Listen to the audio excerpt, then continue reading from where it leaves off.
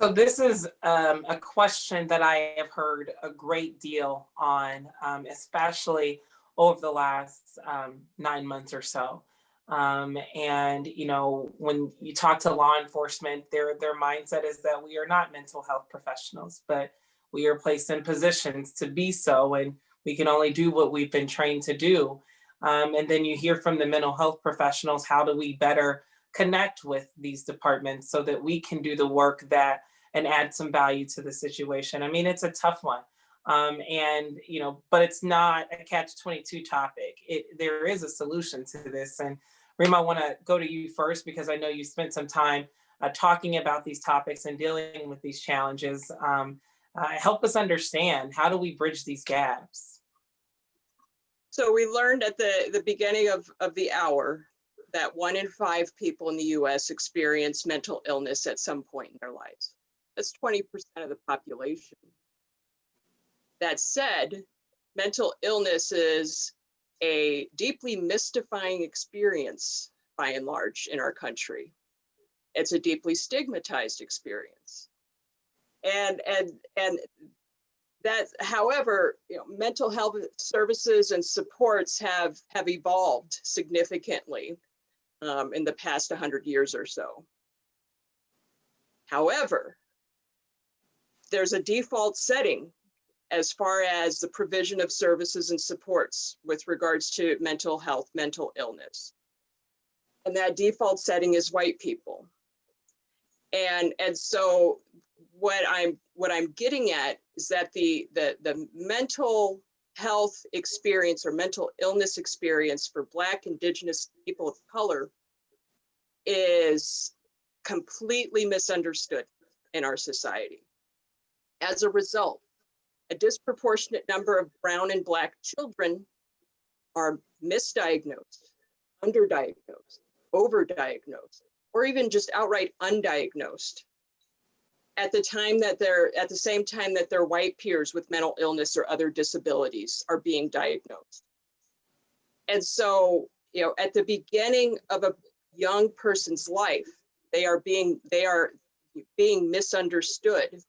And so as a result, that facilitates their placement on the preschool to prison pipeline, because their behaviors, quote unquote, which could be a sign of a mental illness or a behavior disorder or another disability, are being misunderstood or pathologized.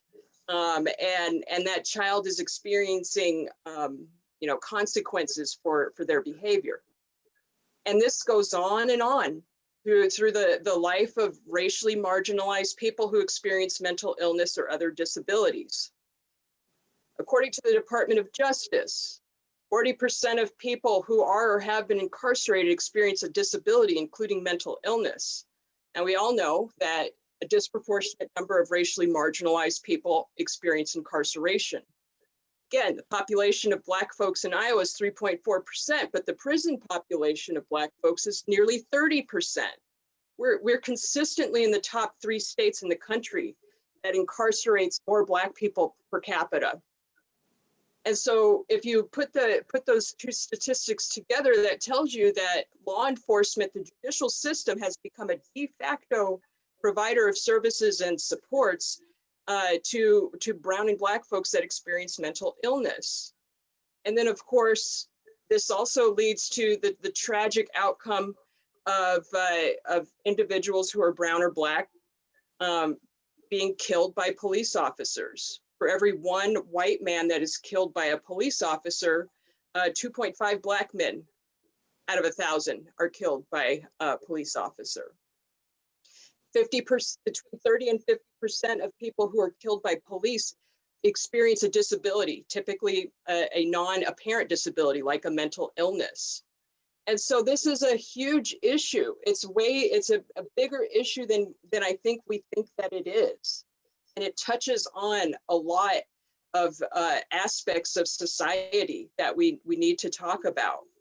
And so, my guidance to folks is get a baseline understanding of what's really going on first and foremost. If you want to tackle the issue of interface between law enforcement and racially marginalized people who experience mental illness develop a baseline understanding of what's really going on, beginning with young brown and Black children.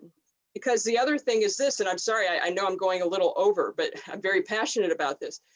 You know, they're with the pathologization of brown and Black children who experience mental illness is also the pathologization of brown and Black children.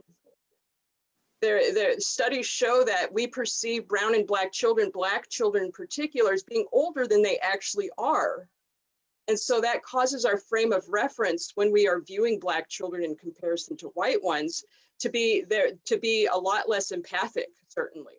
And we're a lot less generous with regards to allowing for boys to be boys or kids to be kids when those kids are brown or Black. And that also plays into all of this.